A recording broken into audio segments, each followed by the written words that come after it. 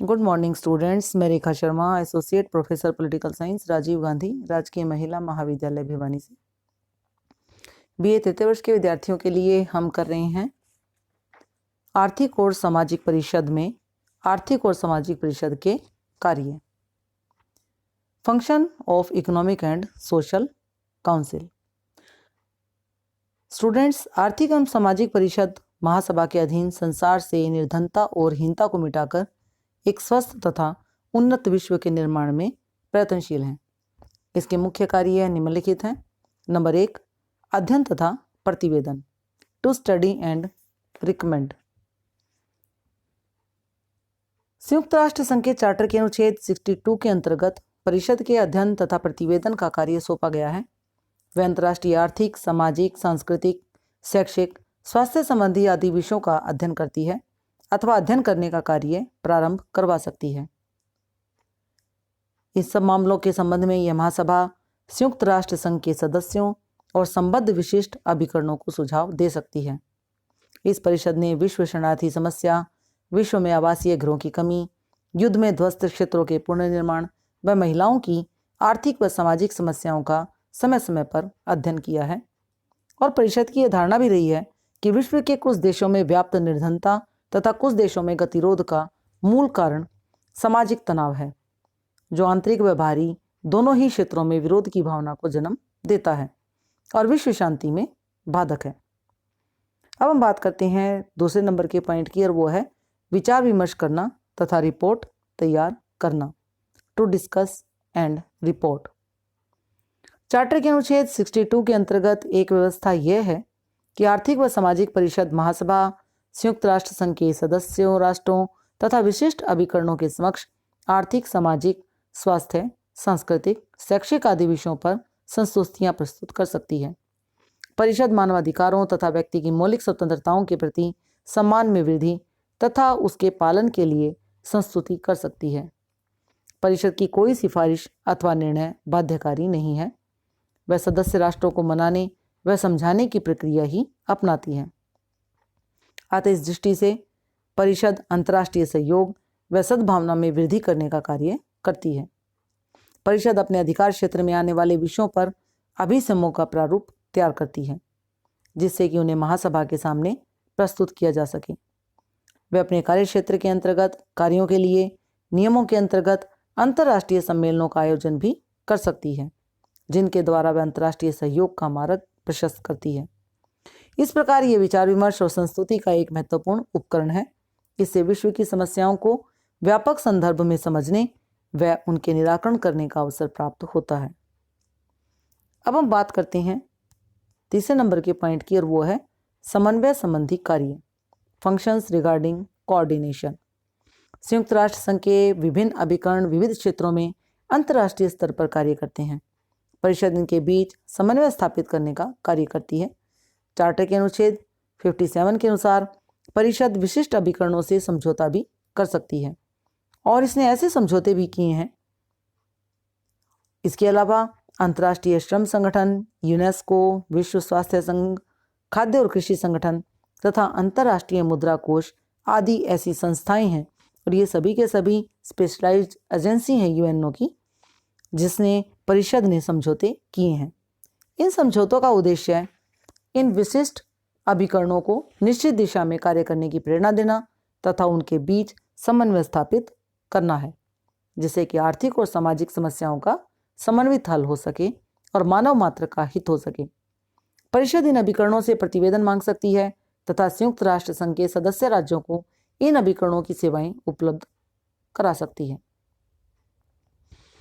अब हम बात करते हैं चौथे नंबर के कार्य की, और वो है न्यास क्षेत्रों के विकास में सहायता, to assist the development of trust territories. न्यास परिषद का मुख्य उद्देश्य न्याय क्षेत्रों के लोगों के राजनीतिक, आर्थिक, सामाजिक तथा शैक्षिक विकास में योगदान देना है। इसके अतिरिक्त मानव अधिकारों एवं मूल स्वतंत्रताओं के प्रति आदर की भावना को बढ़ावा देना भी इसका एक मुख्य उद्देश्य है। न्यास परिषद के अनुरोध पर उपर्युक्त उद्देश्यों की प्राप्ति हेतु सहायता करना भी आर्थिक तथा सामाजिक परिषद का एक प्रमुख कर्तव्य है। हम बात करें 5वें नंबर के पॉइंट की, तो इसका 5वां कार्य है मानव अधिकारों का विकास तथा उनके प्रति सम्मान बढ़ाना। आर्थिक तथा सामाजिक परिषद का मुख्य कार्य है मानव अधिकारों तथा स्वतंत्रताओं के सम्मान को बढ़ाना और उनके संबंध में सिफारिशें करना भी है।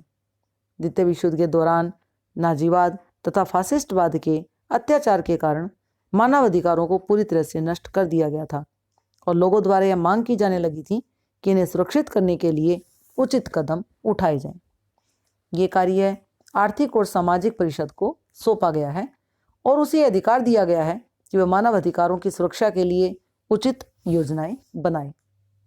अपने इस अधिकार का प्रयोग करते ही सन 1946 में आर्थिक तथा सामाजिक परिषद द्वारा मानव अधिकार आयोग ह्यूमन राइट्स कमीशन की स्थापना की गई, जिसे कई विषयों जैसे कि अंतर्राष्ट्रीय अधिकार पत्र, स्त्रियों की स्थिति, अल्पसंख्यकों की रक्षा, जाति, धर्म, लिंग तथा वंश आदि के आधार पर किए जा रहे भेदभाव को रोकना आदि विषयों के संबंध में अपनी सिफारिशें पेश करने के लिए कहा गया। आर्थिक और सामाजिक परिषद की सिफारिशों के आधार पर ही महासभा द्वारा जातिनाश के संबंध में एक प्रस्ताव पास किया था। सन 1967 में परिषद के 42वें अधिवेशन में मानवाधिकार तथा दक्षिण अफ्रीका की सरकार द्वारा अपनाई जा रही रंग भेद की नीति को समाप्त करने का निर्णय लिया गया था। उसी वर्ष जिनेवा में हुए मानव अधिकार सम्मेलन में मानव अधिकारों से संबंधित अनेक विषयों पर विचार किया गया था, परंतु इस संबंध में यह बात ध्यान देने योग्य है कि परिषद इस कार्य में तभी सफल हो सकती है जब सदस्य राज्य इस कार्य में परिषद को अपना पूर्ण सहयोग दें। परिषद तो केवल समस्याओं का अध्ययन कर सकती है, उपलब्ध तथ्यों की सामग्री के आधार पर अनुशंसा कर सकती है, उन्हें लागू कराने की क्षमता उसमें नहीं है। अतः राज्यों को यह समझना चाहिए कि जाति, धर्म, नस्ल, लिंग, वर्ग आदि के अधिकार पर किसी मानव समूह के मानव अधिकारों से उसे वंचित ना किया जाए। अब हम बात करें 6 नंबर के कार्य की, तो वो है आर्थिक तथा प्रावधिक सहायक कार्य, economic and technical help functions. आर्थिक तथा सामाजिक परिषद का एक महत्वपूर्ण कार्य विश्व के पिछड़े देशों के आर्थिक तथा तकनीकी सहायता देना है। पिछड़े हुए देशों को आर्थिक और तकनीकी सहायता देने के लिए तकनीकी उपकरणों, यंत्रों और मशीनों आदि को उपलब्ध कराने में भी ये सहायता करती है। ये परिषद पिछड़े देशों की सरकारों को परामर्श देने और उनके कर्मचारियों के प्रशिक्षण के लिए एक्सपर्ट भी भेजती है। 7वें नंबर पर इसका कार्य आता है भेदभाव का निवारण, रिमूवल ऑफ डिस्क्रिमिनेशन। आर्थिक तथा सामाजिक परिषद का एक अन्य कार्य विश्व के सभी लोगों के बीच जाति के आधार पर, धर्म के आधार पर, लिंग के आधार पर तथा भाषा के आधार पर भेदभाव को समाप्त करने के लिए प्रयत्न करना भी है, ताकि सभी लोग मिलजुल कर सम्मानपूर्वक जीवन जी सकें। लास्ट में हम बात करेंगे 8वें नंबर के कार्य की, और वो है सुरक्षा परिषद को सहायता देना, to help the security council. आर्थिक और सामाजिक परिषद सुरक्षा परिषद के अनुरोध पर उसके क्षेत्राधिकार से संबंधित विषयों पर सहायता प्रदान करती है। यह सुरक्षा परिषद को आवश्यक सूचनाएं प्रदान करती है तथा सुरक्षा परिषद की उन सिफारिशों को लागू करती है जो इसके क्षेत्राधिकार में आती हैं। ये थे सामाजिक और आर्थिक परिषद के कार्य। हमने सबसे पहले सामाजिक और आर्थिक परिषद के बारे में पढ़ा, जाना, उसकी रचना की, इसके अलावा हमने उसके कार्य किए। अब हम करेंगे आलोचना, क्रिटिसिज्म। आर्थिक और सामाजिक परिषद की आलोचना इस प्रकार से की जाती है और किन किन आधारों पर की जाती है, उनमें से सबसे पहला आधार है महासभा की अधीनस्थ, सबऑर्डिनेट टू जनरल असेंबली। ये महासभा के कार्यों में सहायता प्रदान करने के बजाय उसके द्वारा किए जाने वाले कार्यों की पुनरावृत्ति करती है। महासभा की द्वितीय और तृतीय समिति की ये सारे कार्य और दायित्व सौंपे गए हैं। यानी महासभा में जो हमने समिति व्यवस्था को देखा था, तो महासभा की जो द्वितीय और तृतीय समिति है वो ये सारे कार्य और दायित्व करती है जो कि सुरक्षा परिषद को दिए गए हैं। तो जिन कार्यों को परिषद संपादित करती है उन्हें महासभा की द्वितीय और तृतीय समिति करती है। ये कहा जाता है कि संयुक्त राष्ट्र की स्थापना से पहले चले आ रहे जो विशिष्ट अभिकरणों के बीच में योजना तंतु के रूप में लागू करने के कार्य हैं, उसके लिए परिषद की स्थापना की गई है। चूंकि इन अभिकरणों के अंतर्गत सभी कार्य पूर्ण नहीं हो पाते थे, अतः एक होल्ड आल की भांति शेष बचे हुए आर्थिक एवं सामाजिक कार्यों पर निगरानी रखने का दायित्व आर्थिक और सामाजिक परिषद को दे दिया गया है। दूसरे आधार जिस पर की इसकी आलोचना की जाती है वो है आवश्यक शक्ति का अभाव, absence ऑफ नेसेसरी पावर। इसके उत्तरदायित्व काफी विस्तृत हैं, पर उनको संपादित करने की शक्ति का पूर्ण अभाव है। परिषद केवल समस्याओं का अध्ययन कर सकती है, उपलब्ध सामग्री के तथ्यों के आधार पर अनुशंसा कर सकती है, पर उन्हें लागू नहीं करवा सकती। इसके निर्णय बाध्यकारी नहीं होते। वास्तव में इसकी स्थिति एक परामर्शदात्री संस्था मात्र की है।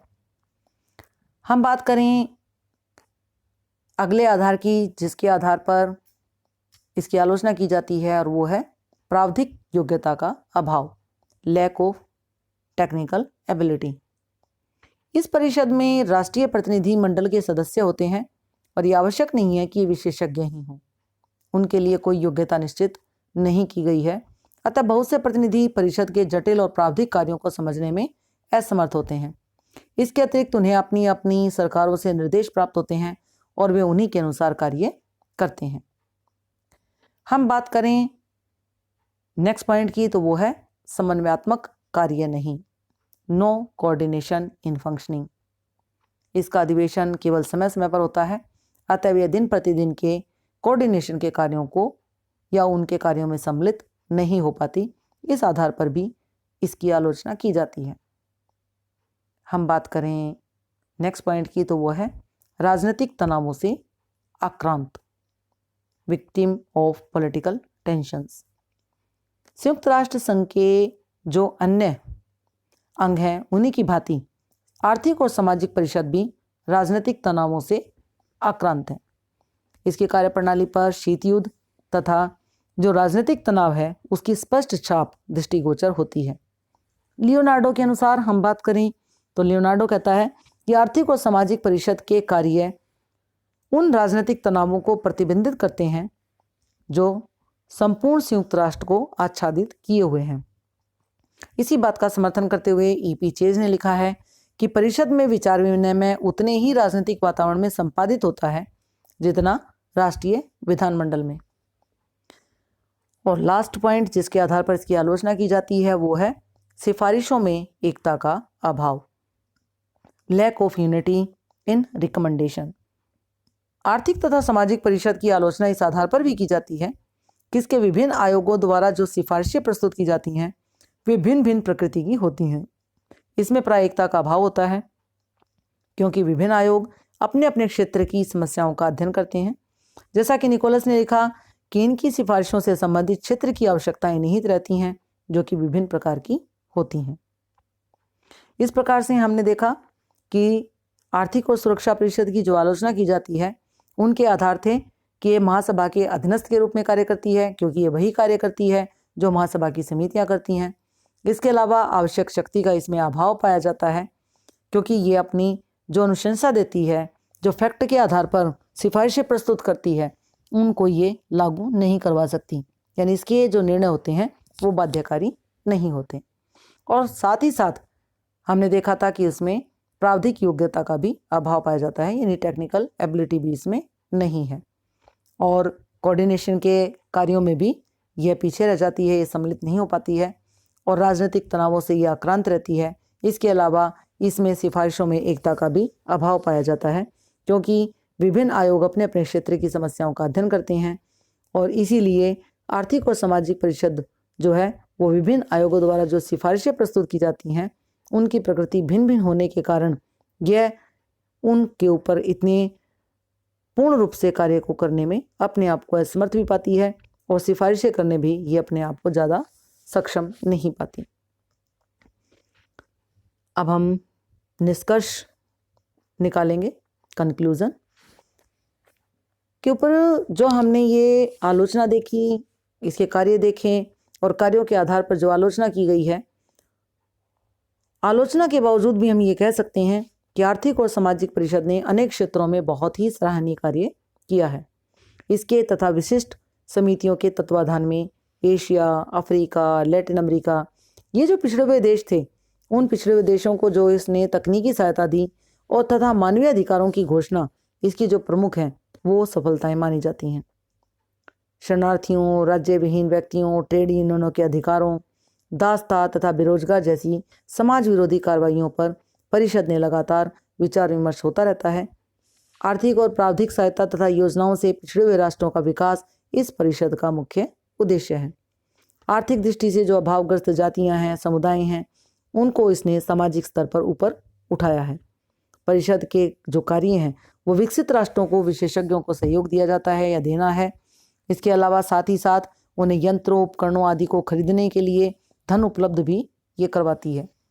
परिषद आधुनिक पद्धतियों से उत्पादन बढ़ाने में सहयोग देकर गरीबी निवारण में भी सहयोग देती है, जिसमें कि भारत सहित एशिया तथा अफ्रीका के अनेक राष्ट्रों को बहुत ही सहयोग मिल रहा है। 1948 की मानव अधिकारों की घोषणा तथा 1952 के महिलाओं के राजनीतिक अधिकारों से संबंधित सम्मेलन द्वारा मानव अधिकारों और मूल स्वतंत्रताओं के प्रति अपार जन जागृति पैदा करने का प्रयास इसने किया है। संक्षेप में अगर हम बात करें तो हम ये कह सकते हैं कि इस परिषद को आर्थिक और सामाजिक विषयों पर विधान बनाने की क्षमता प्राप्त नहीं है, तथापि उसने मानव जाति के उत्थान और उसे सुखी जीवन प्रदान करने की दिशा में प्रशंसनीय कार्य किया है।